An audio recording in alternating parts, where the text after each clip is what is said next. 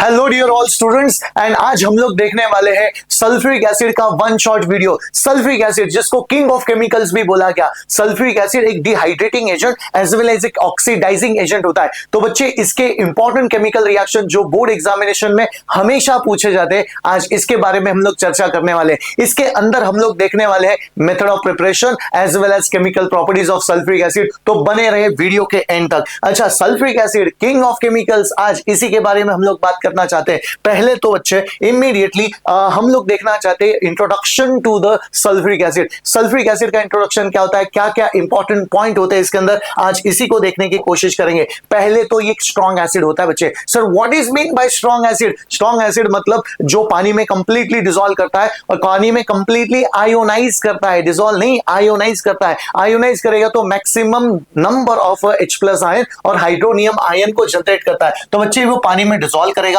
पानी में डिसॉल्व करने के बाद वो क्या करता है बच्चे, कंप्लीटली आयोनाइज होता है और maximum number of H+ ion को जनरेट करेगा। अरे बच्चों, जो मैक्सिमम देखो H+ आयन को जनरेट किया मतलब क्या हो गया, एसिड हो गया। अच्छा, एसिड है क्या? जो ज्यादा H+ आयन को जनरेट करेगा स्ट्रॉन्ग एसिड, कम H+ आयन को जनरेट करेगा वीक एसिड। तो सल्फ्यूरिक एसिड क्या होता है? सल्फ्यूरिक एसिड एक स्ट्रॉन्ग एसिड है क्योंकि पानी में कंप्लीटली आयोनाइज होता है और produces maximum number of H+ ion, hydronium ion भी उसको बोला गया। ये एक आपका नॉन वोलेटाइल एसिड होता है। अरे कुछ याद है बच्चे, hydrochloric acid and nitric acid क्या थे? वोलेटाइल एसिड थे। लेकिन इन एसिड को बनाने के लिए हमने किसका इस्तेमाल किया था? कॉन्सेंट्रेटेड सल्फ्यूरिक एसिड का इस्तेमाल किया था। तो कॉन्सेंट्रेटेड सल्फ्यूरिक एसिड क्या होता है? नॉन वोलेटाइल होता है, मतलब it sustain with the higher temperature, जल्दी से डिकम्पोज नहीं करेगा। एक मिनरल एसिड भी होता है, mineral acid which we get it from the mineral. Mineral से हम लोग उसको बनाते हैं, इसलिए बच्चे उसको मिनरल एसिड भी बोला गया। Sir it is a dibasic acid. क्या होता है डाइबेसिक एसिड? क्योंकि बच्चे ये जब पानी में डिसॉल्व करेगा, जरा देख लेते हैं इसको। सपोज मैंने लिया सल्फ्यूरिक एसिड। सल्फ्यूरिक एसिड बेटा एक क्या हो गया, एक मॉलिक्यूल हो गया, एक मॉलिक्यूल है। उसको पानी में डाला तो बेटे मुझे कितने H+ आयन मिल रहे पर मॉलिक्यूल? तो बच्चे मुझे मिल रहे 2 H+ आयन मिल रहे पर मॉलिक्यूल, 2 H+ आयन मिल रहे। तो ये तुम्हारा डाइबेसिक एसिड। अरे नाम को देखो, डाई मतलब होता है 2 एंड एसिड का मतलब होता है H+ आयन। डाइबेसिक एसिड मतलब ये आपके 2 H+ आयन देगा पर मॉलिक्यूल, इसी को डाइबेसिक एसिड बोला गया। डिहाइड्रेटिंग एजेंट, अमेजिंग बच्चे, चीजों को जला के खाक कर लेता है डिहाइड्रेटिंग एजेंट। बेटा याद रखना, जब भी कोई ऑर्गेनिक कंपाउंड इसके संपर्क में आता है तो उससे क्या करता है, पानी को निकाल लेता है। जैसे शुगर में डालोगे तो शुगर को जला के खाक कर लेगा, वुड पे ऊपर डालोगे तो वुड को जला के खाक कर लेता है। कौन होता है ये? Dehydrating agent. मतलब बच्चे it removes water, minus water करेगा, it removes water from the organic compound. Organic chemistry में जहां पे भी सल्फ्यूरिक एसिड आता है ना बच्चे, तो वो डिहाइड्रेटिंग एजेंट का काम करेगा। कॉन्सेंट्रेटेड सल्फ्यूरिक एसिड, समझ में आ गया। ऑक्सीडाइजिंग एजेंट, अरे सर हमें पता है ऑक्सीडाइजिंग एजेंट। ऑक्सीडाइजिंग एजेंट दूसरे को करेगा ऑक्सीडाइज लेकिन खुद हो जाता है रिड्यूस, उसको मैंने क्या बोला, ऑक्सीडाइजिंग एजेंट। इसको बच्चे ऑयल ऑफ विट्रियोल भी बोला गया। एकदम ऑयली स्टिकी लिक्विड होता है ऑयल ऑफ विट्रियोल। क्यों? क्योंकि ये ग्रीन विट्रियोल से बनाते थे। इनिशियली इसको कैसे बनाते थे? Green vitriol. बेटा ये ग्रीन विट्रियोल को अगर आप लोग गर्म करोगे तो SO2 SO3 गैस मिल जाते हैं और ये SO2 SO3 गैस को हम लोग क्या करते हैं, पानी में डिसॉल्व करते हैं। पानी में डिसॉल्व करने के बाद एक ऑयली स्टिकी लिक्विड फॉर्म होता है, उसको बच्चे ऑयल ऑफ विट्रियोल बोला गया। तो ये ग्रीन विट्रियोल से इनिशियली बनता था। पहले जमाने में सल्फ्यूरिक एसिड का बनाने का यही तरीका था, ग्रीन विट्रियोल को गर्म करके SO2 SO3 गैस निकलते थे, पानी में डिसॉल्व करो सल्फ्यूरिक एसिड मिल गया। तो तुम्हें ये ज्यादा करने की जरूरत है। अब आते बच्चे मेन प्रोसेस के ऊपर जो आपका सिलेबस में है। और सिलेबस में क्या दिया बच्चे, स्कोप ऑफ सिलेबस में हमें दिया है कॉन्टैक्ट प्रोसेस। कॉन्टैक्ट प्रोसेस क्या होता है? एक इंडस्ट्रियल प्रिपरेशन होता है। इंडस्ट्रियल प्रिपरेशन किसका? तो सल्फ्यूरिक एसिड का। बच गए बच्चे, यहां पे कोई लैबोरेटरी प्रिपरेशन नहीं, यहां पे डायरेक्टली आता है इंडस्ट्रियल प्रिपरेशन।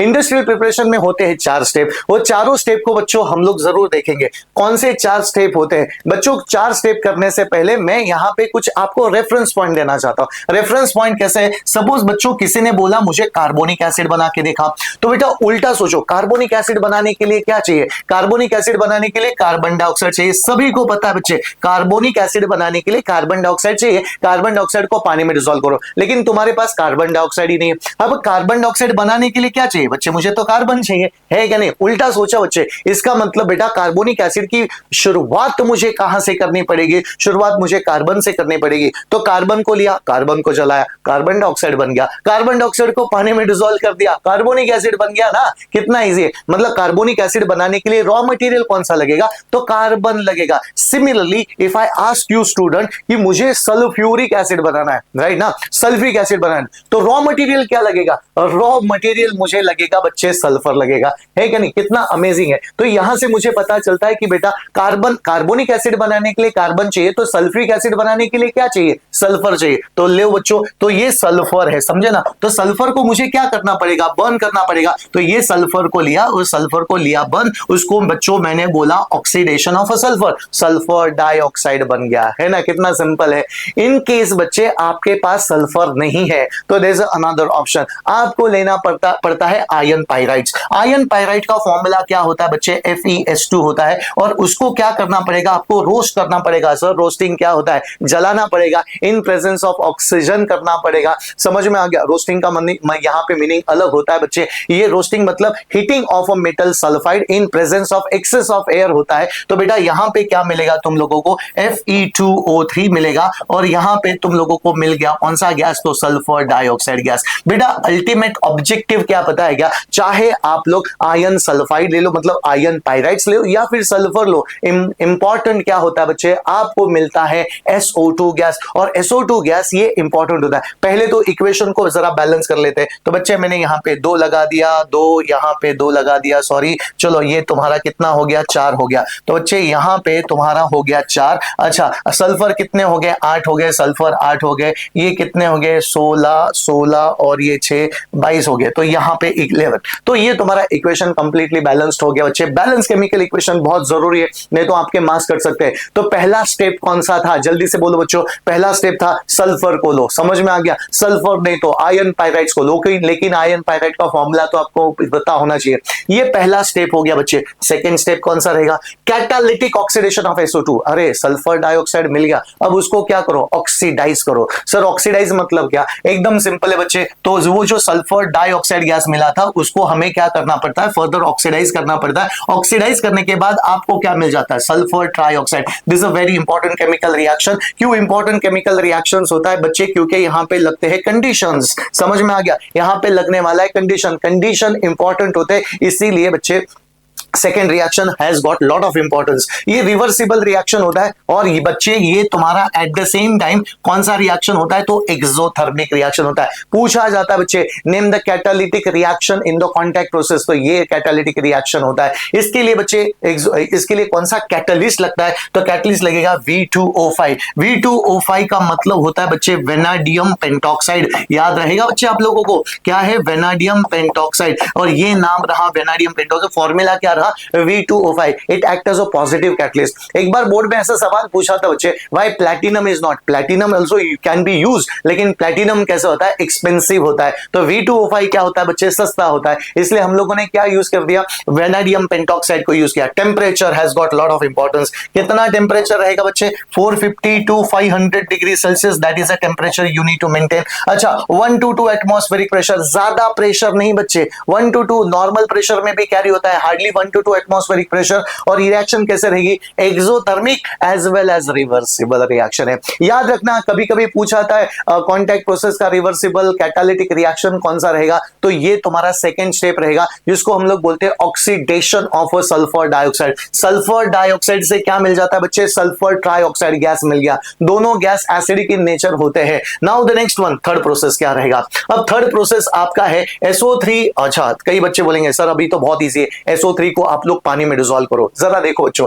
SO3 को अगर आपने पानी में डिसॉल्व किया, बेशक आप लोगों को क्या मिलने वाला है, सल्फ्यूरिक एसिड मिलने वाला है। 100% बच्चे सल्फ्यूरिक एसिड। जैसे कार्बन डाइऑक्साइड को पानी में डिसॉल्व करो, कार्बोनिक एसिड मिलता है। सल्फर ट्राइऑक्साइड को भी पानी में डिसॉल्व करो, आपको सल्फ्यूरिक एसिड मिलने ही वाला है। लेकिन बच्चे ये मेथड हम लोग यूज नहीं करेंगे, बड़ा सा ना रहेगा। और इसी के ऊपर सवाल पूछा थे, व्हाई सल्फर ट्राइऑक्साइड दो it is soluble into the water, sulphuric acid form करता है, लेकिन बच्चे हमें उसको डिसॉल्व नहीं करना है। एज अ सॉल्वेंट हमें वाटर नहीं लेना है। तो बेटा SO3 को पानी में क्यों नहीं डिसॉल्व करना, थोड़ी देर के बाद चर्चा करेंगे। Why SO3 do not dissolve in water, reaction exothermic होता है, थोड़ी देर के बाद देखेंगे। लेकिन सर तो SO3 को अगर मैंने पानी में डिसॉल्व नहीं करना, तो SO3 को कौन से सॉल्वेंट में डिसॉल्व करना है? तो बच्चे मैंने SO3 के लिए स्पेशल सॉल्वेंट लिया, कौन सा? Concentrated sulphuric acid. अरे क्या बात कर रहे हो सर, सल्फ्यूरिक एसिड बनाने के लिए सल्फ्यूरिक एसिड ले रहे हम लोग, समझे ना? तो बच्चे मैंने क्या कर दिया,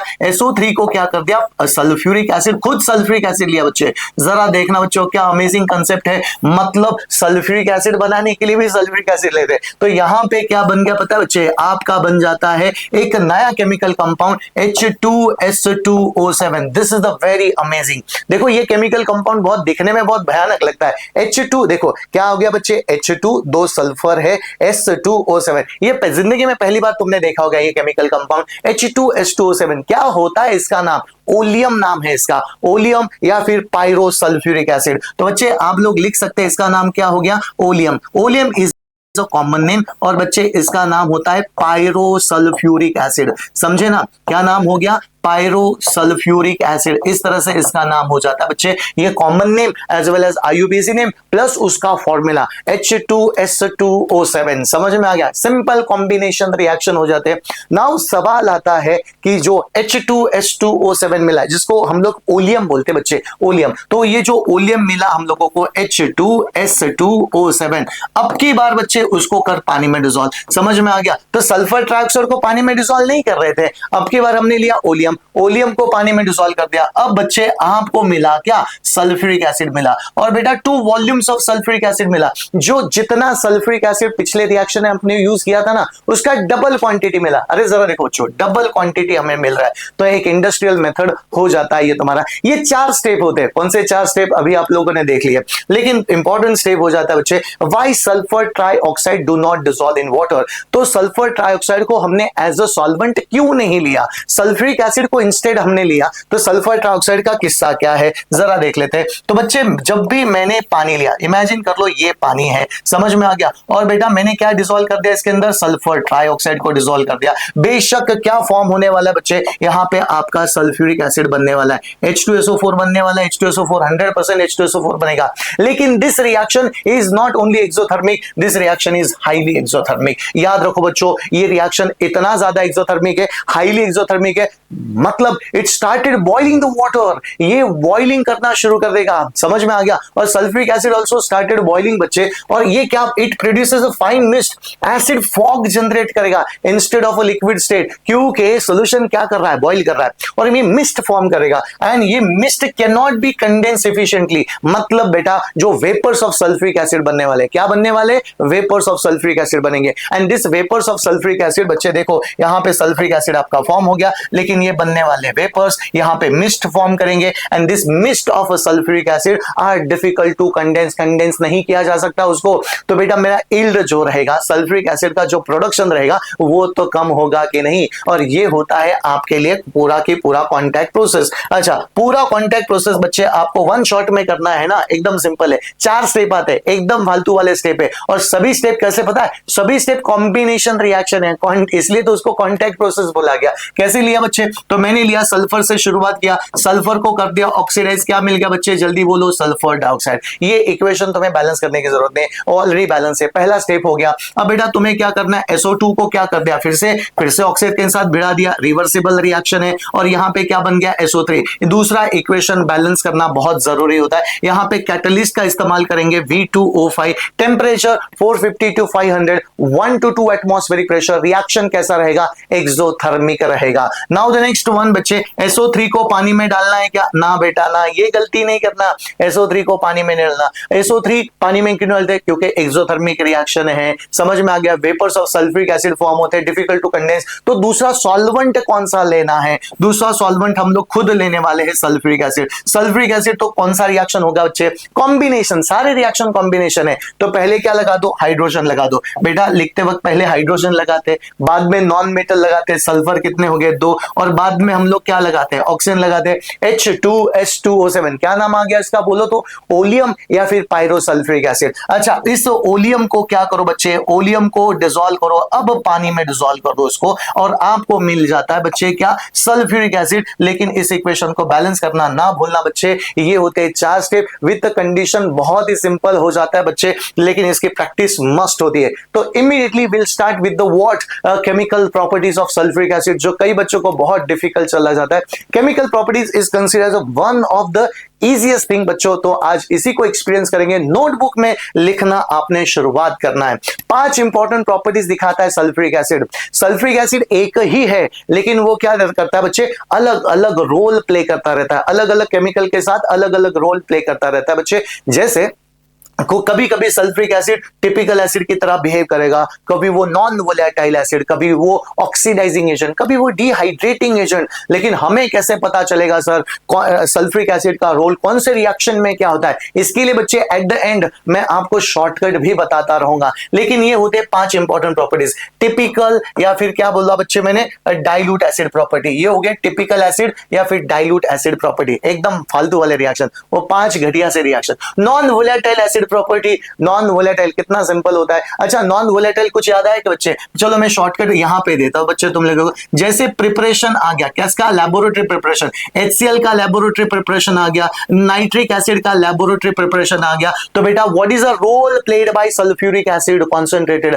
नॉन वोलेटाइल, यही रिएक्शंस आने वाले हैं सर। तो टिपिकल एसिड, डाइल्यूट एसिड में कौन से रिएक्शन आते हैं, वो 5 रिएक्शंस नहीं के बच्चे, metal, metal oxide, metal carbonate, right ना, metal carbonate, salt water, carbon dioxide, metal sulphide and metal sulphide के वो 5 घिसे पीटे से रिएक्शन, वो टिपिकल एसिड में आते हैं। कौन से बच्चे, जरा देख लेते हैं। मेटल हो गया, राइट ना बच्चे, मेटल ऑक्साइड या फिर मेटल हाइड्रोक्साइड, राइट ना, reacts with the dilute acid तो सॉल्ट एंड वाटर बनता है। मेटल कार्बोनेट वाला रिएक्शन हो जाता है, मेटल सल्फाइड वाला रिएक्शन और मेटल सल्फाइड वाला रिएक्शन। बस इतनी सी बातें तुम लोगों को याद रखना है। ये सारे के सारे पांचों के पांचों रिएक्शन आते हैं टिपिकल एसिड के अंतर्गत आएंगे। नाउ डिहाइड्रेटिंग एजेंट, अरे वो ऑर्गेनिक कंपाउंड लेने, कौन से ऑर्गेनिक कंपाउंड, ये तुम्हारा रहा बच्चे ग्लूकोज, समझ में आ गया, ये रहा शुगर C12H22O11 आ गया, और ये तुम्हारा क्या आता बच्चे, इथेनॉल आ गया C2H5OH। मतलब जब भी तुम्हें ऑर्गेनिक कंपाउंड दिखाई देते हैं, जब भी तुम्हें ऑर्गेनिक कंपाउंड दिखाई दिए, ग्लूकोज, शुगर, इथेनॉल तुम्हें दिखाई दिया, तो role played by sulphuric acid, concentrated sulphuric acid, dehydrating agent, पानी को हटा देता बच्चे, पानी को। ऑक्सीडाइजिंग एजेंट में बच्चे 3 तुम्हें याद रखना पड़ेगा, कौन सा, कार्बन सल्फर कॉपर का रिएक्शन। कौन सा रिएक्शन दोस्तों, कार्बन सल्फर एंड कॉपर का रिएक्शन। बस डिहाइड्रेटिंग सॉरी ऑक्सीडाइजिंग एजेंट का कमाल होता है। इतने सिंपल से दिस आर द ट्रिक बेटा। जब भी मतलब लेबोरेटरी प्रिपरेशन HCl HNO3 आ गया, अरे role played by concentrated sulphuric acid non volatile. अच्छा, ऑर्गेनिक सब्सटेंस आ गया, dehydrating agent, carbon sulphur copper आ गया, अरे कार्बन सल्फर कॉपर आ गया, तो वो क्या हो जाता है बच्चे, ऑक्सीडाइजिंग एजेंट हो जाता है। वो 5 रिएक्शन आ गए, ऊपर ही वाले 5 रिएक्शन, तो role played by sulphuric acid is a typical acid या फिर डाइल्यूट एसिड प्रॉपर्टी भी उसको बोला गया। चलो अब बेटा हम लोग शुरुआत करते हैं एक एक प्रॉपर्टी को, और बेटा आपने हेडिंग देना है क्या, टिपिकल एसिड प्रॉपर्टी। समझ में आ गया, इसको दोस्तों हम लोग क्या बोलते हैं, अरे इसको हम लोग बोलते हैं डाइल्यूट एसिड प्रॉपर्टी 2। समझ में आ गया। अच्छा तो बेटा ये देखो पहला रिएक्शन कौन सा रहेगा, ये टिपिकल एसिड में हम लोग सभी के सभी क्या इस्तेमाल करने वाले पता बच्चे, डाइल्यूट एसिड का इस्तेमाल करने वाले। अब बच्चों मुझे बता, अगर तुम्हारा हाइड्रोक्लोरिक एसिड रहेगा तो सॉल्ट कौन सा बनता है, मेटल क्लोराइड बनता है। अच्छा नाइट्रिक एसिड रहेगा तो मेटल क्या बनेगा, मेटल नाइट्रेट बनेगा। एंड सल्फ्यूरिक एसिड रहा तो क्या बनेगा, मेटल सल्फेट बनता है। सल्फेट की वैलेंसी क्या होती है बच्चे, सल्फ्यूरिक एसिड के बारे में बात कर रहे हैं तो सल्फेट की वैलेंसी 2- होती है। अब मेटल की वैलेंसी तो मैं पता है, जैसे बच्चे जिंक की वैलेंसी +2 है तो सल्फेट की देखो कौन सा रिएक्शन है, metal react with the acid, salt and hydrogen. बेटा जो गैस से निकला है ना हाइड्रोजन गैस, इमीडिएटली गैस का टेस्ट भी आपको पता होना चाहिए। जो भी गैस निकला उसका टेस्ट हमें पता होना चाहिए। तो हाइड्रोजन गैस का टेस्ट क्या होता है, burns with the pop sound. ये pure hydrogen burns with the pale blue flame बच्चे, लेकिन ये इम्प्योर हाइड्रोजन यहाँ पे आ गया गया, ऑक्सीजन के साथ है बच्चे एक छोटा सा एक्सप्लोजन यहाँ पे हो रहा है and that explosion comes out with the pop sound आ रहा है बच्चे। This is a very important observation. जब भी हाइड्रोजन गैस आ गया ना, बस याद रखना Burns with the pop sound, बस दैट्स इट, समझ में आ गया। अब zinc react with the dilute sulphuric acid, dilute लिख दिया बच्चे तो आपको क्या मिल जाता है, जिंक सल्फेट प्लस हाइड्रोजन। क्या मिल गया बच्चे, जिंक सल्फेट प्लस हाइड्रोजन। कौन सा गैस निकला, हाइड्रोजन। सॉल्ट कौन सा फॉर्म हुआ बच्चे, सॉल्ट, जिंक सल्फेट आपका फॉर्म हुआ। क्यों, क्योंकि तुमने सल्फ्यूरिक एसिड लिया था। हाइड्रोक्लोरिक एसिड लेते तो जिंक क्लोराइड बनता था, लेकिन सल्फ्यूरिक एसिड आपने लिया। तो मैग्नीशियम की वैलेंसी भी बच्चे +2 होती है, तो मैग्नीशियम सल्फेट बनेगा, मैग्नीशियम सल्फेट बेटा MgSO4, क्योंकि मैग्नीशियम की वैलेंसी +2, सल्फेट की वैलेंसी -2, और यहां पे क्या बना, हाइड्रोजन गैस निकला। वंस अगेन ये एरो देना कंपलसरी नहीं, लेकिन दे दो, समझ में आ गया। हाइड्रोजन गैस निकला, Burns with the pop sound. तो ऑब्जर्वेशन वेरी इंपॉर्टेंट। सोडियम की वैलेंसी होती है बच्चे +1, देखो सोडियम की वैलेंसी 1+ है, सल्फेट की वैलेंसी 2- है। जल्दी से बोलो बच्चों फॉर्मूला क्या आएगा, the formula will be Na2SO4, समझ में आ गया। और गैस कौन सा निकला, तो हाइड्रोजन गैस निकला। एक्चुअली दिस रिएक्शन बहुत प्रैक्टिकली इम्पॉसिबल, प्रैक्टिकली क्यों, क्योंकि भयानक रिएक्शन है। समझ, कैल्शियम मैग्नीशियम सल्फ्यूरिक एसिड में डालो कोई ज्यादा टेंशन नहीं है, सोडियम डालो ब्लास्ट ही कर लेगा, लेकिन रिएक्शन तो होता है ना बच्चे। रिएक्शन तो हम लोगों ने लिख दिया बैलेंस केमिकल इक्वेशन के साथ। बेटा यू टेल मी, इन सभी एसिड में ये तीनों के तीनों रिएक्शंस बच्चों मैंने तुम्हारे सामने लिख दिए। इन तीनों रिएक्शंस में क्या, metal react with the dilute acid. कौन सी प्रॉपर्टी दिखाता है, टिपिकल एसिड प्रॉपर्टी, समझ में आ गया। टिपिकल एसिड, इसका मतलब सभी रिएक्शन में डाइल्यूट सल्फ्यूरिक एसिड का रोल क्या है, डाइल्यूट सल्फ्यूरिक एसिड का रोल हो जाता है typical acid property. Now the next one, metal oxide metal hydroxide. दोस्तों मुझे बताओ, मेटल ऑक्साइड मेटल हाइड्रोक्साइड को मैं क्या बोलता हूं, बेस बोलता हूं, राइट ना। यही तो एसिड बेस में हम लोगों ने पढ़ा है। मेटल ऑक्साइड मेटल हाइड्रोक्साइड को क्या बोला गया, बेस बोला गया। और वही मेटल ऑक्साइड मेटल हाइड्रोक्साइड किसके साथ रिएक्ट करते हैं, एसिड के साथ रिएक्ट करेंगे। अच्छा, तो सॉल्ट एंड वाटर फॉर्म करते हैं। अरे this is the best example of what, the best example of a neutralisation reaction. Acid base दोनों एक दूसरे के साथ खत्म हो जाते हैं। बेटा you tell me, metal oxide आ गया, कौन सा, जिंक ऑक्साइड है। तो बेटा सॉल्ट कौन, सॉल्ट के ऊपर ध्यान देना है। यहां पे कोई गैस नहीं निकलने वाला, मेटल होता तो हाइड्रोजन गैस निकलता था, लेकिन यहां पे मेटल ऑक्साइड आ गया ना, ऑक्साइड आ गया मतलब बेस आ गया, तो सॉल्ट एंड वाटर बनेगा भी, समझ में आ गया। अब बच्चे मुझे बताइए, डबल डिस्प्लेसमेंट का बेहतरीन एग्जांपल है, तो what you will be getting, ZnSO4 plus तुम्हें क्या मिल गया बच्चे, वाटर मिल गया। इक्वेशन ऑलरेडी बैलेंस्ड है, यहां पे कोई गैस निकला नहीं बच्चे, कोई गैस निकला नहीं है। अन्य से आप हाइड्रोजन नाइट्रोजन मत निकाला करो यहाँ पे। अच्छा, मैग्नीशियम हाइड्रोक्साइड, अरे मैग्नीशियम की वैलेंसी +2 होती है, सल्फेट की वैलेंसी 1- होगी, 2- MgSO4 बन गया प्लस वाटर बन गया, कोई दूसरा गैस निकालने की जरूरत नहीं है। इक्वेशन को बच्चे बस बैलेंस करना, हाइड्रोजन यहाँ पे 4 आ गए। बाद में एक पैटर्न तुम्हें बताऊंगा बच्चे एट द एंड। अच्छा, सोडियम हाइड्रोक्साइड है तो सोडियम सल्फेट, सभी को पता है अभी सोडियम सल्फेट का फॉर्मूला हम लोगों ने कैसे डिराइव किया था। तो बच्चे ये तुम्हारा फिर से वाटर बन गया, इक्वेशन को यहां पे बैलेंस किया, इक्वेशन को यहां पे। अच्छा, कॉपर ऑक्साइड है तो कॉपर सल्फेट बनेगा बच्चे, CuSO4 प्लस वाटर बना। अब बेटा जो पैटर्न मैं तुम लोगों को बताने वाला हूं ना, वो पैटर्न को जरा एक्सपीरियंस आप लोगों ने करना।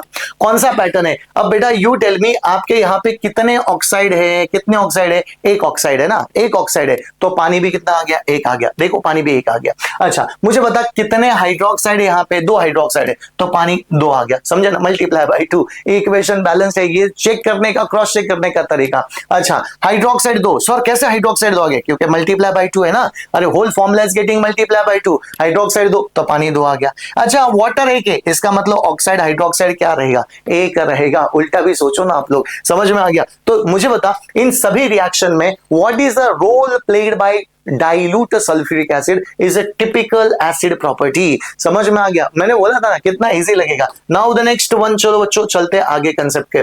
कार्बोनेट आ गया बच्चे, कार्बोनेट, समझ में आ गया, कार्बोनेट आ गया तो कौन सा गैस निकलेगा, सॉल्ट वाटर कार्बन डाइऑक्साइड, समझ में आ गया। और जैसे कार्बन डाइऑक्साइड निकला, turns lime water milky white. जरा देखो बच्चों, ये लाइम वाटर था, एकदम क्रिस्टल क्लियर सोल्यूशन था, जिसके अंदर अपने कार्बन डाइऑक्साइड गैस को पास कर दिया। कार्बन डाइऑक्साइड को गैस को पास करने के बाद ये किस में कन्वर्ट हो जाता है, एकदम मिल्की व्हाइट में कन्वर्ट हो गया, समझ में आ गया, एकदम मिल्की व्हाइट में कन्वर्ट हो जाता है। तो इसका मतलब वो जो गैस था वो पक्का कार्बन डाइऑक्साइड है। लाइम वाटर का मतलब होता है बच्चे क्या, कैल्शियम हाइड्रोक्साइड होता है, ठीक है ना।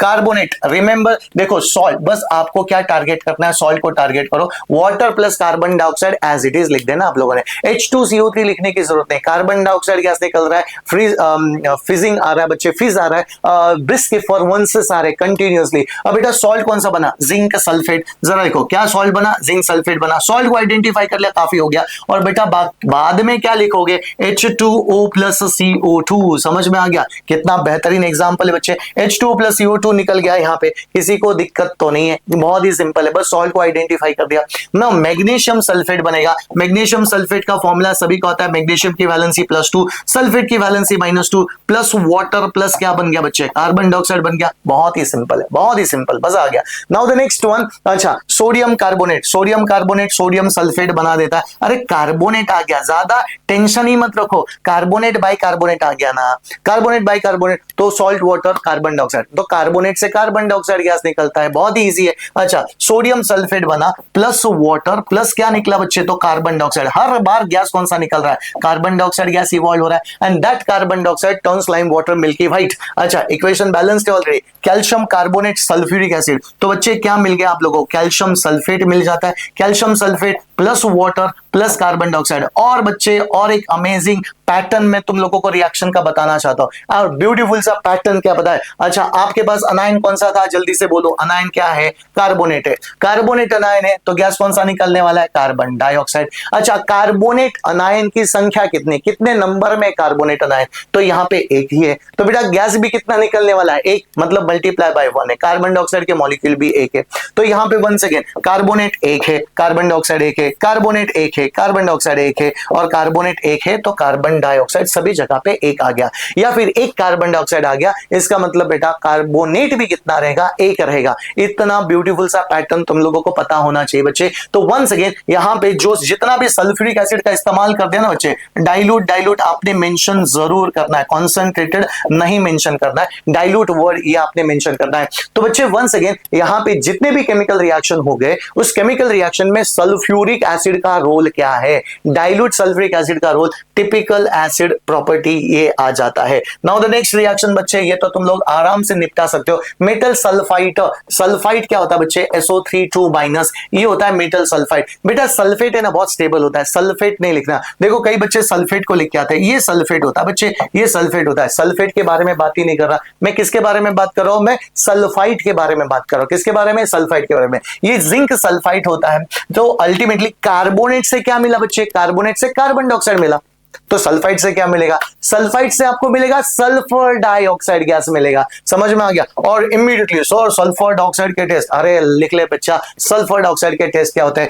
तो बच्चे मैंने लिया पोटेशियम परमैंगनेट। समझ में आ गया। पोटेशियम परमैंगनेट का कलर क्या होता है बच्चे, जल्दी से बता, पर्पल कलर का सोल्यूशन है। देख ले यहां पे दिख रहा है पर्पल कलर का, पिंक कलर का सोल्यूशन है, कौन सा, पोटेशियम परमैंगनेट। कार्बन डाइऑक्साइड कितना भी पास करो, कुछ फर्क नहीं पड़ने वाला। लेकिन बच्चे जब भी तुमने सल्फर डाइऑक्साइड गैस पास कर दिया, वो क्या हो गया, डीकलराइज हो गया। ये ब्यूटीफुल सा पिंक कलर क्या हो गया बच्चे, ब्यूटीफुल सा पिंक कलर हो गया डीकलराइज्ड। समझ में आ गया, एकदम कलर ही गायब हो गया। कलर किसने गायब कर दिया, जल्दी से बोलो, सल्फर डाइऑक्साइड। मतलब वहां पे सल्फर डाइऑक्साइड का रिएक्शन हो चुका है। वो रिएक्शन हमें अभी करने की जरूरत नहीं बच्चे, लेकिन बस तुम्हें ऑब्जर्वेशन टू मच इंपॉर्टेंट हो जाते हैं। नाउ द नेक्स्ट वाला टेस्ट कौन सा रहता है बच्चे, ये होता है पोटेशियम डाइक्रोमेट, K2Cr2O7। ये होता है पोटेशियम डाइक्रोमेट का सोल्यूशन बच्चे, एक्वस सोल्यूशन लिया, और इसके अंदर अगर बच्चे मैंने कौन सा गैस पास कर दिया, SO2 गैस पास कर दिया, तो बेटा ये जो पोटेशियम डाइक्रोमेट का ऑरेंज कलर का सोल्यूशन है, याद रखना ऑब्जर्वेशन लिखने पड़ेंगे, और सिर्फ पोटेशियम डाइक्रोमेट लिख के नहीं होने वाला। Orange colour of potassium dichromate turns to green, और ये कमाल किसने कर दिया, ये कमाल बेटा कर दिया सल्फर डाइऑक्साइड गैस ने कर दिया। और ये होते ऑब्जर्वेशन। आई होप आप लोगों ने ये ऑब्जर्वेशन को लिखा होगा, ऑब्जर्वेशन बहुत ही इंपॉर्टेंट है। चलो अब चलते हैं केमिकल रिएक्शंस के ऊपर। अब केमिकल रिएक्शंस क्या बोलता है, फिर से सॉल्ट को, अरे बच्चे बस सॉल्ट को आइडेंटिफाई कर ले।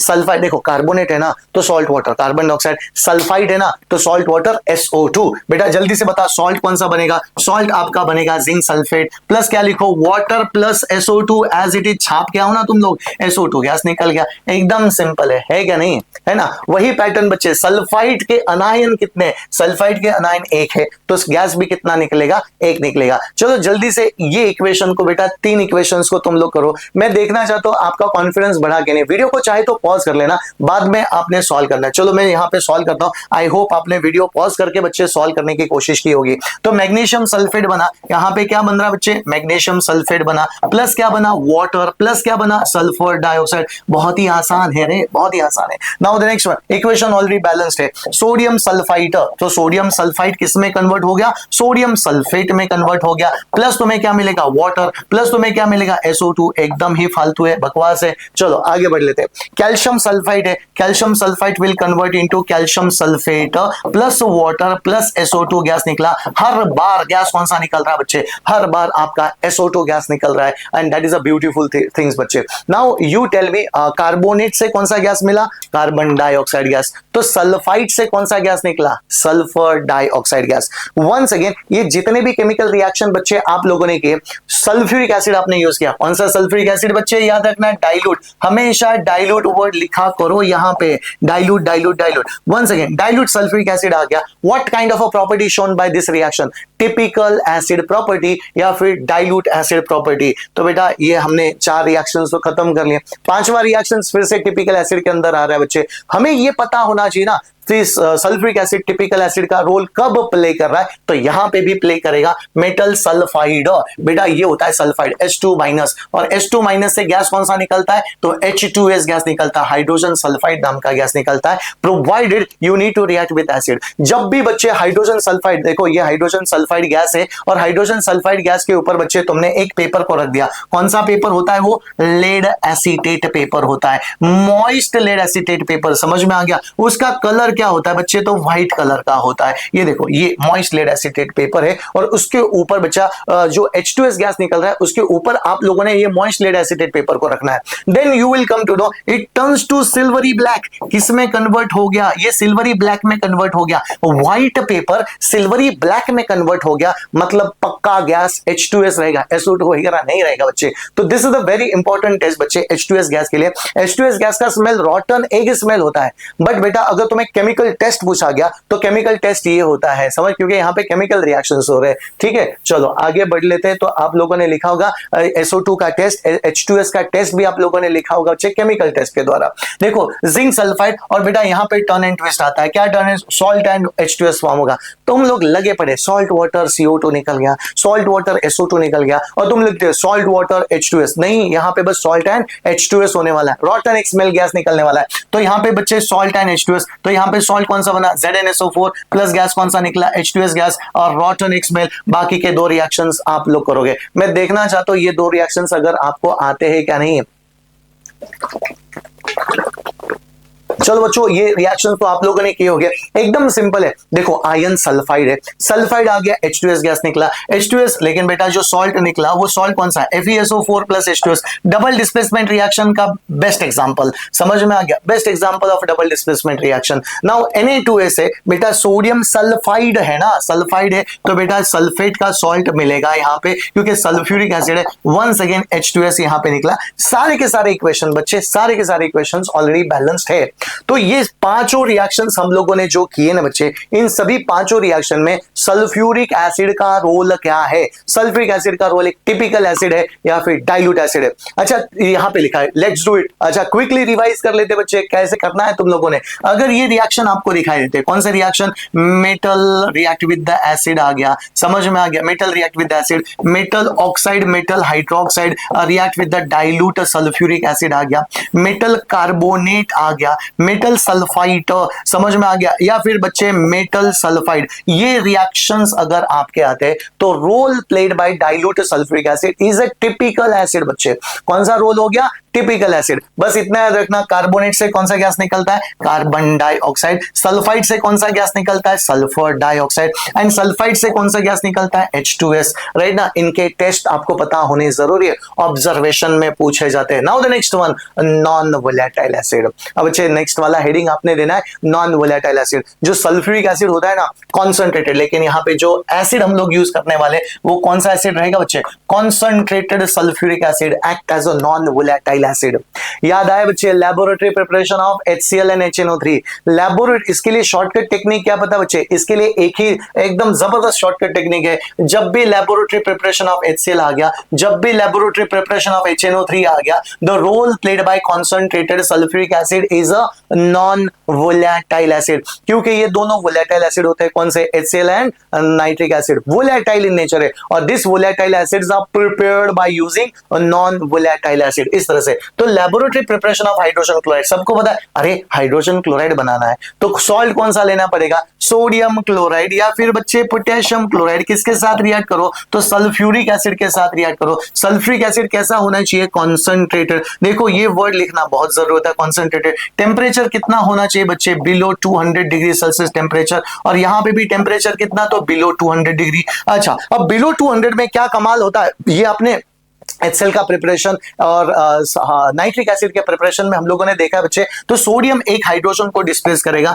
एक हाइड्रोजन को डिस्प्लेस करेगा, NHSO4 प्लस क्या मिल गया बच्चे? HCl मिल गया। यहां पे भी क्या मिल गया बच्चे? KHSO4 मिल गया। एक हाइड्रोजन को डिस्प्लेस करेगा फ्रॉम द एसिड, और जो डिस्प्लेस हुआ हाइड्रोजन है वो क्लोराइड के साथ कंबाइन करके HCl गैस को बना देता है। तो बेटा यू टेल मी, ये तुम्हारा लेबोरेटरी प्रिपरेशन ऑफ HCl हो गया, जहां पे कॉन्सेंट्रेटेड सल्फ्यूरिक एसिड का काम क्या होता है? इसका काम होता है नॉन वोलेटाइल एसिड। इस प्रकार से इसका काम हो गया। नाउ नेक्स्ट वन बच्चे, फिर से नाइट्रिक एसिड का प्रिपरेशन। जिस तरह से तुमने हाइड्रोक्लोरिक एसिड का प्रिपरेशन किया, वैसे आप लोग नाइट्रिक एसिड का प्रिपरेशन करोगे। वंस अगेन, अरे क्लोराइड, हाइड्रोजन क्लोराइड चाहिए था तो क्लोराइड का सॉल्ट लिया, नाइट्रिक एसिड चाहिए तो नाइट्रेट का सॉल्ट लो। कौन सा नाइट्रेट का सॉल्ट? तो बेटा पोटेशियम नाइट्रेट ले सकता है या सोडियम नाइट्रेट ले सकता है। Once again you are going to react with what? Concentrated sulphuric acid, और यहां पे भी क्या रहेगा बच्चे? कॉन्सेंट्रेटेड सल्फ्यूरिक एसिड रहेगा। समझे ना? टेम्परेचर कितना लेना है? चलो जल्दी से बोलो। Concentrated below 200। यहां पे भी क्या लेना पड़ेगा बच्चे? बिलो 200। अब बिलो 200 पे सोडियम एक हाइड्रोजन को डिस्प्लेस करेगा, NaHSO4, और यहां पे भी क्या मिल जाता है बच्चे? NaHSO4 प्लस आपको क्या मिल गया? Nitric acid. यहां पे HNO3 मिल गया, और यहां पे भी क्या मिल गया? HNO3 मिल गया। दैट्स इट, बहुत ही सिंपल था बच्चे। Once again the role played by concentrated sulphuric acid is a non volatile acid. खत्म कर लो बच्चों, ज्यादा टेंशन नहीं है। समझ में आ गया? नाउ द नेक्स्ट वन आता है डिहाइड्रेटिंग एजेंट। समझ में आ गया? डिहाइड्रेटिंग एजेंट के लिए बच्चे मैंने शॉर्टकट टेक्निक क्या बताया था आपको? जल्दी बोलो। अच्छा, डिहाइड्रेटिंग मतलब क्या होता है? पानी हटाओ। समझ में आ गया? पानी को हटाओ, पानी को निकालो। समझे ना? जब भी आपके ऑर्गेनिक सब्सटेंस आते हैं, ऑर्गेनिक सब्सटेंस, समझ में आ गया? कौन सा? Glucose, sugar. राइट बच्चे, क्या आ गया? ग्लूकोज एंड शुगर आ गया। तो समझ लेना, role played by concentrated sulphuric acid is dehydrating agent होता है। मतलब सल्फ्यूरिक एसिड एक है, लेकिन रोल कितने अलग अलग प्ले कर रहा है बेटा? Depending on the reactant. Reactant कौन सा रहा है उसके मुताबिक वो अपने रोल को प्ले करता है। तो बेटा ग्लूकोज का एग्जांपल, पहले तो मुझे बता, कई बच्चे ग्लूकोज का फॉर्मूला अब तक नहीं पता, C6H12O6। समझ में आ गया? C6H12O6। और शुगर का फॉर्मूला सुक्रोज उसको बोला गया, तो इट विल बी C12H22O11। ये हो जाता है। आई रिपीट बच्चे, C12H22O11 ये किसका फॉर्मूला हो गया? ये शुगर का फॉर्मूला। ऊपर है ग्लूकोज का फॉर्मूला। अब बेटा इसके ऊपर तुम लोग डालने वाले हो कॉन्सेंट्रेटेड सल्फ्यूरिक एसिड। बहुत ही अमेजिंग सा रिएक्शन होता है बच्चे, कॉन्सेंट्रेटेड सल्फ्यूरिक एसिड। अच्छा, और यहां पे भी तुम लोगों ने डाल दिया concentrated sulphuric acid. Concentrated sulphuric acid organic compound है, तो क्या करेगा? उससे पानी खींच के बाहर निकालेगा। अब बेटा यू टेल मी, यहां पे hydrogen and oxygen chemically combine है, हाइड्रोजन ऑक्सीजन केमिकली कंबाइन है, उनको ही बाहर निकालेगा, और बेटा वो हाइड्रोजन ऑक्सीजन को वाटर में कन्वर्ट कर देगा। तो बेटा इन दोनों रिएक्शन के प्रोडक्ट आपके सेम ही रहेंगे। तो कार्बन यहां पे बेटा जल के खाक हो गया, ग्लूकोज शुगर एकदम जल के खाक हो गया, कुछ नहीं बचा, only carbon is left out, only carbon is left out. तो यहां पे भी क्या मिल गया? कार्बन प्लस वाटर मिलेगा बच्चे। इक्वेशन बैलेंस करना है कि नहीं? 100%। यहां पे 6 आ गया, यहां पे इक्वेशन को बैलेंस कर दिया, यहां पे 12 आ गया और यहां पे 11 आ गया। This is the very very important chemical reaction. Generally examiner आपको शुगर पूछता है और आप लोग ग्लूकोज लिख के आते हो, ये सबसे बड़ी गलती है। ग्लूकोज पूछा तो ग्लूकोज का रिएक्शन, शुगर पूछा तो शुगर का रिएक्शन। लेकिन कभी कभी यहां पे ऑब्जर्वेशन टू मच इंपॉर्टेंट, बेटा इसको इंपॉर्टेंट मार्क कर लेना ऑब्जर्वेशन को। ऑब्जर्वेशन क्या रहेंगे पता है? व्हाट यू विल गेट बच्चे, carbon you will be get. यहां पे भी क्या मिल रहा है? Carbon you will be getting. बेटा कार्बन मिला, शुगर जल के खाक हो गया, ग्लूकोज जल के खाक हो गया, तो what is left out? A black spongy mass is left out. जो कार्बन बचा वो ब्लैक कलर का बच्चे, तो this you are supposed to write a black colour का spongy mass is left out. समझ में आ गया, ब्लैक कलर का spongy mass is left out. और ये होता है इंपॉर्टेंट ऑब्जर्वेशन, चाहे ग्लूकोज को चला चाहे शुगर को चला, ये होता है इंपॉर्टेंट ऑब्जर्वेशन बच्चे। अब ब्लैक कलर का spongy mass is left out कई बार पूछा गया, और कभी ऐसे भी पूछ लेते हैं glucose concentrated, what is the role played by concentrated sulphuric acid, dehydrating agent आ गया बच्चे। समझे ना, ऑब्जर्वेशन ब्लैक कलर का spongy mass. Now the next one, ethanol का भी रिएक्शन। ऑर्गेनिक केमिस्ट्री में हम लोगों ने पढ़ा है बच्चे इथेनॉल का केमिकल रिएक्शन। पहले मुझे बता इथेनॉल कौन सा केमिकल, इथेनॉल का फॉर्मूला क्या होता है, C2H5OH, ये हो गया तुम्हारा इथेनॉल। अच्छा, इथेनॉल में अगर तुम लोग कॉन्सेंट्रेटेड सल्फ्यूरिक एसिड को डाल रहे हो बच्चे, कॉन्सेंट्रेटेड सल्फ्यूरिक एसिड, और टेम्परेचर कितना मेंटेन कर रहे हो पता है क्या, 170 degree Celsius. This is amazing temperature, 170 degree maintain करना है आप लोगों को, 170। और यहां पे पानी निकलता है। अरे सर पानी का फॉर्मूला क्या होता है, HOH मतलब H2O। समझ में आ गया, तो यहां से OH को हटा, यहां से एक हाइड्रोजन को हटा दे, तो compound you will be getting that is C2H4 plus H2O। बेटा जो C2H4 केमिकल कंपाउंड मिला, उस केमिकल कंपाउंड का नाम क्या होता है, इथीन होता है। तो बेटा इथेनॉल से देखो बच्चों क्या मिला, इथेनॉल से आप लोगों को क्या मिल रहा है, इथीन मिल रहा है। इथेनॉल से इथीन बना, किसकी वजह से, कॉन्सेंट्रेटेड सल्फ्यूरिक एसिड। उसका रोल क्या है, उसका रोल रहेगा बच्चे डिहाइड्रेटिंग एजेंट। इथीन मिला, इथीन का स्ट्रक्चर आपको ऑर्गेनिक केमिस्ट्री में अच्छी तरह से आता है। तो वंस अगेन बच्चे डिहाइड्रेशन, अरे जैसे आ गया डिहाइड्रेशन आ गया, क्या डिहाइड्रेशन आ गया, इसका मतलब बेटा ऑर्गेनिक कंपाउंड, ग्लूकोज लो, शुगर लो, इथेनॉल लो। समझ में आ गया, ये आपके स्कोप ऑफ सिलेबस में मेंशन है। लेकिन और एक चीज आपके स्कोप ऑफ सिलेबस में मेंशन है बच्चे, और वो होता है ब्लू विट्रियोल। एक इनऑर्गेनिक है, अभी ऑर्गेनिक नहीं, लेकिन ये ब्लू विट्रियोल हाइड्रेटेड सॉल्ट होता है बच्चे, हाइड्रेटेड सॉल्ट। ये ब्लू विट्रियोल का फॉर्मूला क्या होता है सर, ये होता है CuSO4.5H2O। इसको बोला गया बच्चे वाटर ऑफ क्रिस्टलाइजेशन। समझ में आ गया, क्या बोला गया, फिक्स्ड अमाउंट ऑफ वाटर बच्चे, fixed amount of water molecule associated with the 1 unit of a crystal, उसको वाटर ऑफ क्रिस्टलाइजेशन बोल दिया। अब ये वाटर ऑफ क्रिस्टलाइजेशन के ऊपर बच्चे ये होता है, इसका ऑब्जर्वेशन बहुत इंपॉर्टेंट है। ये सॉल्ट होता है ना बच्चे, ये ब्लू कलर का एक क्रिस्टलाइन सॉलिड होता है। समझ में आ गया, ब्लू कलर का क्रिस्टलाइन सॉलिड आ गया। मेरी बात तुम्हें समझ में आ गई, एक एक वर्ड का इंटेंसिटी समझो बच्चों। अब ब्लू कलर का क्रिस्टलाइन सॉलिड है, समझ, ब्यूटीफुल से ब्लू कलर के क्रिस्टल्स आपको दिखाई देते हैं। ये हाइड्रेटेड कॉपर सल्फेट के बच्चे, हाइड्रेटेड कॉपर मतलब इसके साथ पानी है। समझ में आ गया। अब बेटा तुमने इसके ऊपर डाल दिया क्या, कॉन्सेंट्रेटेड सल्फ्यूरिक एसिड। तो कॉन्सेंट्रेटेड सल्फ्यूरिक एसिड का काम क्या, भाई पानी को हटाओ, तो पानी निकल गया। समझे ना, पानी निकलने के बाद बच्चे 5 के 5 वाटर मॉलिक्यूल यहां से निकल गए, तो बेटा पानी तो वेपराइज हो गया। समझे ना, लेकिन जो कॉपर सल्फेट बना, अभी जो कॉपर सल्फेट बना वो अनहाइड्रस कॉपर सल्फेट है। समझ में आ गया, पानी को फिर से हटा दिया, अनहाइड्रस कॉपर सल्फेट है। लेकिन अनहाइड्रस कॉपर सल्फेट कौन से कलर का होता है बच्चे, तो व्हाइट कलर का रहेगा। ये क्रिस्टलाइन सॉलिड था, ये कौन सा सॉलिड बन जाता है बच्चे, एमोर्फस सॉलिड बन गया। समझ में आ गया, सॉलिड के भी दो प्रकार रहते हैं बच्चे, एक होता है क्रिस्टलाइन सॉलिड, एक होता है एमोर्फस सॉलिड। तो बेटा यहाँ पे कौन सा सॉलिड बन गया, व्हाइट कलर का एमोर्फस सॉलिड बन जाता है, इसको अनहाइड्रस कॉपर सल्फेट, और ऊपर वाले को क्या बोला, हाइड्रेटेड कॉपर सल्फेट। जब भी ब्लू विट्रियोल आता है कॉन्सेंट्रेटेड सल्फ्यूरिक एसिड के साथ, the role played by sulphuric acid is a dehydrating agent. That's it बच्चे, इतना सिंपल था। चलो अब शुरू करते हैं ऑक्सीडाइजिंग एजेंट। ये इसको बच्चे इंपॉर्टेंट मार्क कर लेना, क्योंकि नाइट्रिक एसिड में भी हम लोगों ने यही किया था। नाइट्रिक एसिड और इसके रिएक्शन काफी समान होते हैं बच्चे, काफी समान। आज इसी के बारे में हम लोग बात करेंगे। हेडिंग आप लोगों ने देना है कौन सा, तो ऑक्सीडाइजिंग एजेंट, ठीक है ना बच्चों। जरा देखो, ऑक्सीडाइजिंग एजेंट का मतलब क्या होता है, ऑक्सीडाइजिंग एजेंट का मतलब होता है दूसरे को करेगा ऑक्सीडाइज, लेकिन खुद होता है रिड्यूस। अब बच्चों एक केमिकल रिएक्शन में आपको बताना चाहता हूं, that is a wonderful reaction. जरा देखो बच्चों, अगर मैंने कॉन्सेंट्रेटेड सल्फ्यूरिक एसिड को ले लिया, ये रिएक्शन को समझ, बाकी सारे रिएक्शन तुझे आ जाते हैं। ये रिएक्शन को समझ लेना, ठीक है। कॉन्सेंट्रेटेड सल्फ्यूरिक एसिड को लिया बच्चे, मैंने उसको गर्म कर दिया। यहाँ पे कौन सा एसिड यूज कर रहा हूं, कॉन्सेंट्रेटेड। बेटा याद रखना, सभी प्रॉपर्टीज में हम लोग कॉन्सेंट्रेटेड सल्फ्यूरिक एसिड का यूज कर रहे हैं, एक्सेप्ट डाइल्यूट में या फिर टिपिकल एसिड में डाइल्यूट यूज कर रहे हैं, बाकी सभी जगह पे कॉन्सेंट्रेटेड यूज कर रहे हैं। अच्छा, अगर मैंने इसको गर्म कर दिया तो बच्चे ऑक्सीडाइजिंग एजेंट है। सर ऑक्सीडाइजिंग एजेंट मतलब क्या, ऑक्सीजन देने वाला केमिकल कंपाउंड। सर ऑक्सीजन दे दिया, समझ में आ गया। खुद किस में रिड्यूस्ड हो गया, SO2 में रिड्यूस्ड हो गया, SO2 में रिड्यूस्ड हो गया, और बेटा यहाँ पे क्या मिल गया तुम लोगों को, पानी मिल गया। समझे ना, ये होता है डिकम्पोजिशन ऑफ सल्फ्यूरिक एसिड। बहुत ही इंपॉर्टेंट केमिकल रिएक्शंस होता है बच्चे। अब मुझे बता, यहाँ पे रट्टा मारने की कोई जरूरत पड़ी क्या? ना, कोई जरूरत नहीं है। तुम लोग रट्टा मत मारो केमिकल रिएक्शन को, फील करो केमिकल रिएक्शन को। अरे ऑक्सीडाइजिंग एजेंट है तो ऑक्सीजन देने वाला है, तो दे दिया उसने oxygen, plus sulphur dioxide gas निकला। समझ में आ गया? ओके, प्लस वाटर तो वैसे बाय डिफॉल्ट। नाउ अब इक्वेशन को बैलेंस करना है। इक्वेशन सर हमसे बैलेंस ही नहीं होते इक्वेशन, हम लोग तो 5-5 मिनट लगाते हैं इक्वेशन बैलेंस करने के लिए। जुगाड़ जरा देखो बच्चों, एकदम देसी जुगाड़, कैसे इक्वेशन को बैलेंस किया था कुछ सेकंड के अंदर, मैं वही बताना चाहता हूं। कौन से एलिमेंट ज्यादा बार आ गया, जल्दी से बताओ कौन सा एलिमेंट ज्यादा बार गया? Oxygen, oxygen, oxygen. समझ में आ गया? सभी जगह पे ऑक्सीजन आ गया।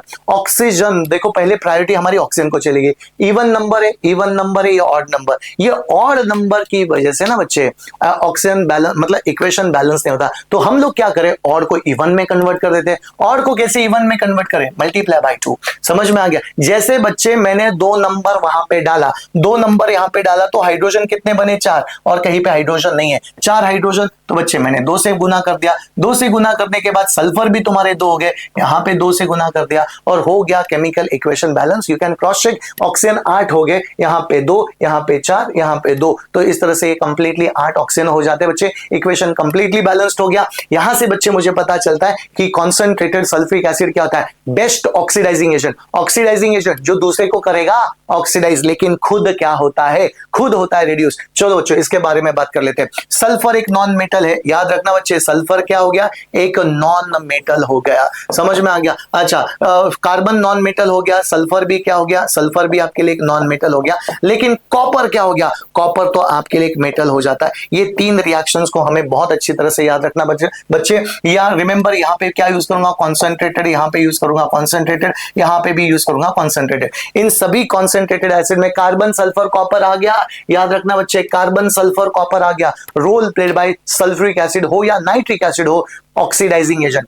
तो बच्चे यू टेल मी, जो भी इसके संपर्क में आ रहा है, कौन इसके संपर्क में आ रहा है? कौन इसके साथ रिएक्ट कर रहा है? कार्बन उसके साथ रिएक्ट कर रहा है। अरे सर कार्बन रिएक्ट कर रहा है, कार्बन रिएक्ट कर रहा है तो क्या फॉर्म करेगा? अरे उसको ऑक्सीडाइज करेगा, तो कार्बन डाइऑक्साइड बना, है क्या नहीं? अरे दूसरे को करेगा ऑक्सीडाइज, लेकिन खुद हो गया रिड्यूस। खुद किस में रिड्यूस्ड हो गया? खुद तो बच्चे H2O प्लस SO2 में आ गया, खुद SO2 में रिड्यूस्ड हो गया। मतलब ये सारी बातें कॉमन लिखनी पड़ेगी आप लोगों को। समझ में आ गया? H2O प्लस SO2 तो कॉमन लिखना पड़ेगा, बस कौन किस में ऑक्सीडाइज हो गया? कार्बन ऑक्सीडाइज हो गया कार्बन डाइऑक्साइड में। तो सल्फर भी बच्चे, सल्फर भी किस में ऑक्सीडाइज हो गया? सल्फर डाइऑक्साइड में, प्लस H2O, SO2 लिखने की जरूरत नहीं क्योंकि तूने SO2 यहां पे लिख दिया। अरे सर लेकिन इक्वेशन बैलेंस तो नहीं हुआ ना, पहला और दूसरा। चलो इक्वेशन को बैलेंस कर लेते हैं। इक्वेशन को कैसे बैलेंस किया जाए, समझे ना? एकदम फालतू है। कैसे इक्वेशन को? फिर से वही खेल खेलना हमें। कौन सा खेल खेलना है? ऑड इवन वाला। Now remember, oxygen oxygen oxygen, even even odd. Odd को देखा, पकड़ उसको, वहीं पे मल्टीप्लाई बाय 2 कर दे, वहीं पे मल्टीप्लाई बाय 2 कर दिया। हाइड्रोजन तेरे 4 बन गए, हाइड्रोजन 4 बन गए, यहाँ पे हाइड्रोजन 4 बन गए। सल्फर कितने बने? 2, सल्फर बने 2, और बाद में ऑक्सीजन ऑटोमेटिकली हो गया बैलेंस। देखो कुछ सेकंड का काम होता है, कुछ सेकंड में आपका इक्वेशन बैलेंस्ड हो गया। क्रॉस चेक कर लेना बच्चे। फिर से ऑड इवन वाला गेम खेलो। ये इवन है, ये ऑड है, उसको पकड़ मल्टीप्लाई बाय 2 कर ले। मल्टीप्लाई बाय 2 करने के बाद हाइड्रोजन तुम्हारे 4 हो गए, तो हाइड्रोजन 4 हो गए। समझ में आ गया? लेकिन दोस्तों गलती कर लेते हो तुम लोग। यहाँ पे क्या गलती कर लिया? सल्फर कितने हो गए? देखो ये सल्फर 2 है और ये तीसरा सल्फर, ये 3 सल्फर हो गया। Chemical equation completely balanced. समझ में आ गया? नाउ द नेक्स्ट वन, समझे ना बच्चे? तो कार्बन किसमें ऑक्सीडाइज हो गया? कार्बन डाइऑक्साइड में। सल्फर किसमें ऑक्सीडाइज हो गया? सल्फर डाइऑक्साइड में। अब बच्चे बोलेंगे सर कॉपर ऑक्साइड में। पागल हो क्या? कॉपर ऑक्साइड में होता ही नहीं है। तो बेटा क्योंकि वो मेटल होता है, जब मेटल एसिड के साथ रिएक्ट करता है तो सॉल्ट बनते हैं, ऑक्साइड नहीं बनता, सॉल्ट बनते हैं। मेटल थोड़ी सी तो दिमाग लगाया करो बच्चे, एसिड बेस सॉल्ट तुम्हारा हो चुका है। जब मेटल एसिड के साथ रिएक्ट करता है तो सॉल्ट बनता है, ऑक्साइड नहीं बनता। तो बेटा यहाँ पे क्या बनेगा? कॉपर सल्फेट बनेगा। कॉपर सल्फेट, फिर से कॉपर ऑक्सीडाइज हो गया ना बच्चे, क्योंकि कॉपर की वैलेंस यहाँ पे 0 थी, यहाँ पे +2। बेटा 0 से +2 हो गया, ऑक्सीडाइज हो गया, ऑक्सीडेशन, लॉस ऑफ इलेक्ट्रॉन हो गया, कॉपर की वैलेंस ही चेंज होगी, 0 से +2 चला गया, मतलब ऑक्सीडेशन हुआ है। ऑक्सीडेशन किसकी वजह से हो गया? सल्फ्यूरिक एसिड की वजह से। लेकिन सल्फ्यूरिक एसिड खुद रिड्यूस्ड हो गया। कैसे रिड्यूस्ड हो गया H2O प्लस SO2। बच्चे मतलब कितना सिंपल है, इक्वेशन का बैलेंसिंग का पैटर्न वही रहेगा, 2 सल्फर है और 2 सल्फर यहाँ पे है, तो बच्चे इक्वेशन बैलेंसिंग का पैटर्न सेम टू सेम। मुझे बताओ यहाँ पे बच्चे तुम लोगों ने ध्यान पूर्वक देखा, एक कॉमन पैटर्न तुम्हें दिखाई देता है H2O SO2 H2O SO2 H2O SO2। बस इतना याद रखना, कार्बन किस में कन्वर्ट हो रहा है, कार्बन डाइऑक्साइड में, सल्फर किस में कन्वर्ट हो रहा है, सल्फर डाइऑक्साइड, और कॉपर ऑक्साइड में नहीं, कॉपर सल्फेट में कन्वर्ट हो रहा है। इसको याद रखने का बेटा बेस्ट तरीका कौन सा पता है क्या? सपोज आपने लिया कौन सा, कार्बन लिया, सल्फर लिया, कॉपर लिया, और किसके साथ रिएक्ट कर दिया, जल्दी से बोलो किसके साथ रिएक्ट कर दिया, कॉन्सेंट्रेटेड सल्फ्यूरिक एसिड के साथ रिएक्ट कर दिया। अच्छा, कॉन्सेंट्रेटेड सल्फ्यूरिक एसिड के साथ रिएक्ट करने के बाद carbon will convert into what, carbon dioxide, sulphur will convert into what, sulphur dioxide, and copper will convert into what, copper sulphate में कन्वर्ट हो गया। प्लस H2O SO2 बार बार लिखने का, समझे ना? यहां पे क्या आएगा बच्चे, देखो प्लस H2O प्लस SO2 आएगा। बस यहाँ पे SO2 दो बार लिखने की जरूरत नहीं है आप लोगों ने, दैट्स इट, एक वन शॉट में पूरा की पूरा कंसेप्ट हो जाता है, खत्म। नाउ आते हैं डाई बेसिक एसिड। सर क्या होता है डाई बेसिक एसिड? नाम से पता चला बच्चों, आपको नाम से पता चला, डाई मतलब होता है दो, राइट ना, दो, एसिड मतलब होता है H+, वो क्या देता है, 2 H+ आयन देता है when dissolve into the water. बेटा ये सल्फ्यूरिक एसिड है, सल्फ्यूरिक एसिड को अगर आप लोग पानी में डिसॉल्व करते हो तो कितने H+ आयन हमें मिलते हैं, 2 H+ आयन हमें मिल गए, इसलिए वो क्या हो गया, डाई बेसिक एसिड हो गया। इसके अंदर कोई ज्यादा केमिकल रिएक्शन नहीं, कोई ज्यादा पूछता भी नहीं बच्चे, तो डाई बेसिक एसिड, बस इतना याद रखना है कि वो 2 H+ आयन हमें दे रहा है, इसलिए वो क्या हो गया, di basic acid when dissolve in water, when ionise into the water. चलो ये होते तुम्हारे 5 इंपॉर्टेंट प्रॉपर्टीज, समझ में आ गया। अब 5 इंपॉर्टेंट प्रॉपर्टीज, बेटा बहुत ही इंपॉर्टेंट प्रॉपर्टीज हम लोगों ने खत्म कर दिया, केमिकल प्रॉपर्टीज हमारे यहाँ पे खत्म हो जाते हैं। लेकिन बच्चे याद रखना, हम हमेशा चैप्टर का एंड कैसे करते हैं, तो test for sulphuric acid, right ना। What will be the test for sulphuric acid के टेस्ट क्या रहेंगे? जैसे नाइट्रिक एसिड के टेस्ट थे, अमोनिया के टेस्ट थे, HCl का टेस्ट था, तो सल्फ्यूरिक एसिड के लिए टेस्ट क्या रहेगा? याद रखो बच्चों, सारे सल्फेट पानी में डिसॉल्व करेंगे, सभी के सभी सल्फेट पानी में सोल्यूबल होते हैं। Only lead sulphate, calcium sulphate and the barium sulphate insoluble in water. इसका मतलब क्या हो गया बच्चे, लेड सल्फेट पानी में इनसोल्यूबल, समझे ना, कैल्शियम सल्फेट पानी में इनसोल्यूबल, समझ में आ गया। और बैरियम सल्फेट भी पानी में क्या हो जाता है बच्चे, बैरियम सल्फेट भी पानी में इनसोल्यूबल होता है। इन तीनों नमूनों को छोड़ के ऑल सल्फेट्स आर पानी में डिसॉल्व, समझे ना। क्या याद रखोगे, याद रखो बच्चों, हाँ, सभी सल्फेट पानी में डिसॉल्व, लेड कैल्शियम बैरियम को छोड़ के, समझ में आ गया। पीसीबी सल्फेट, इस तरह से याद रखो, कैसे याद रखोगे, पीसीबी सल्फेट, पीसीबी मतलब लेड कैल्शियम बैरियम सल्फेट, समझ में आ गया। बाकी सभी सल्फेट पानी में डिसॉल्व। इसी का फायदा मैं यहां पे उठाऊंगा, इसी का फायदा कैसे, ऑल क्लोराइड, देखो बैरियम क्लोराइड पानी में कंप्लीटली डिसॉल्व है, बैरियम क्लोराइड पानी में डिसॉल्व है, इसका एक्वस सॉल्यूशन बच्चे मैंने ले लिया, देखो इसका एक्वस सॉल्यूशन लिया, ये कंप्लीटली पानी में डिसॉल्व हो गया। और बेटा ये डाइल्यूट सल्फ्यूरिक एसिड, इसके अंदर सल्फेट आयन है, ये सल्फेट आयन बैरियम के साथ कंबाइन करेगा, जब बैरियम के साथ उसने कंबाइन कर दिया तो तुम लोगों को क्या मिल गया, व्हाइट कलर का प्रेसिपिटेशन। ये सभी पीसीबी है ना बच्चे, पीसीबी मतलब lead sulphate, calcium sulphate, barium sulphate, ये सभी के सभी व्हाइट कलर का प्रेसिपिटेशन फॉर्म कर देंगे। तो बच्चे यहां पे क्या मिल गया आप लोगों को, व्हाइट कलर का प्रेसिपिटेशन। ये बहुत जरूरी होता है क्योंकि एग्जामिनर सवाल पूछ लेता है, what do you observe when the dilute sulphuric acid is added to barium chloride solution. ये बहुत इंपॉर्टेंट टेस्ट है, बार बार पूछा जाता है बच्चे। Dilute sulphuric acid barium chloride में ऐड किया तो बच्चे लिखते हैं BSO4 फॉर्म, अरे नहीं, observation, white precipitation is observe, समझ में आ गया, व्हाइट प्रेसिपिटेशन। अच्छा, तब जाके समझ में आ गया कि बच्चे हमने बैरियम क्लोराइड ही क्यों लिया, क्योंकि बैरियम क्या करता है, सल्फेट के साथ कंबाइन करता है, बैरियम सल्फेट बन गया, एंड बैरियम सल्फेट एक इनसोल्यूबल PPT फॉर्म हो गया, इसलिए तो बैरियम क्लोराइड लिया। सोच समझ के केमिकल कंपाउंड हमें लेने बच्चे। Now next one, calcium sulphate, तो यहां पे बन गया आपका कैल्शियम सल्फेट, CaSO4 प्लस यहां पे क्या बन गया बच्चे, ट्वाइस HCl, वंस अगेन यहां पे मिलेगा आपको व्हाइट PPT। लेड की वैलेंसी +2 होती है, सल्फेट की वैलेंसी -2, तो यहां पे मिल गया आपको lead sulphate, once again white PPT, और यहां पे बच्चे HNO3 आपका बनके तैयार, समझ में आ गया। इंपॉर्टेंट केमिकल रिएक्शंस होते हैं बच्चे, important, these are the test for sulphuric acid, dilute sulphuric acid के ये 3 टेस्ट होते हैं। इन तीनों टेस्ट में ये सवाल कई बार पूछा था, barium chloride most efficient test होती है, बैरियम क्लोराइड सल्फ्यूरिक एसिड के साथ। आई होप बच्चों आप लोगों को ये सारी बातें समझ में आई होगी। Now the next one, quickly revise कर लेते, जो इंपॉर्टेंट टॉपिक है ना, पूरे चैप्टर का इंपॉर्टेंट कंसेप्ट कहां पे आता है? केमिकल प्रॉपर्टीज में।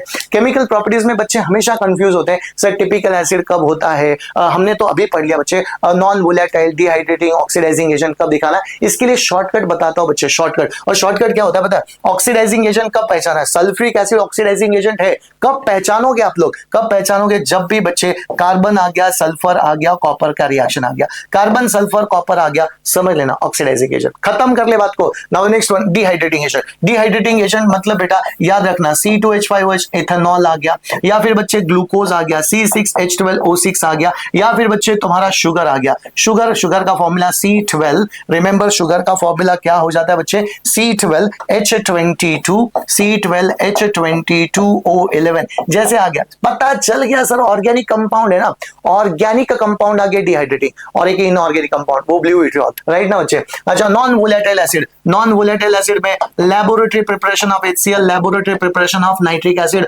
खत्म कर ले। टेम्परेचर कितना रहेगा? Below 200 degree Celsius. कितना इजी हो जाता है। Now next one, typical acid. वो 5 घटिया से रिएक्शन कौन से पता है क्या? मेटल आ गया, मेटल ऑक्साइड, मेटल हाइड्रोक्साइड, इसको क्या बोलता हूं बच्चे? बेस बोलता हूं। Now next one, metal carbonate आ गया, salt water carbon dioxide, metal sulphide आ गया, सॉल्ट वाटर SO2 निकला, और मेटल सल्फाइड आ गया, सॉल्ट प्लस H2S आ गया। ये पांचों reactions comes under what kind of a property? Typical acid property. और बेटा कार्बन सल्फर कॉपर आ गया, oxidising agent. Laboratory preparation of HNO3 HCl आ गया, तो समझ लेना non volatile acid property. I hope बच्चों आप लोगों को ये पूरा की पूरा चैप्टर बहुत अच्छी तरह से समझा होगा। कमेंट में मुझे जरूर बताना कौन सा चैप्टर आपको डिफिकल्ट जाता है, या फिर कौन सा कंसेप्ट आपको डिफिकल्ट जाता है। मिलते हैं नेक्स्ट वीडियो में, तब तक आप लोग पढ़ाई करते रहना। धन्यवाद।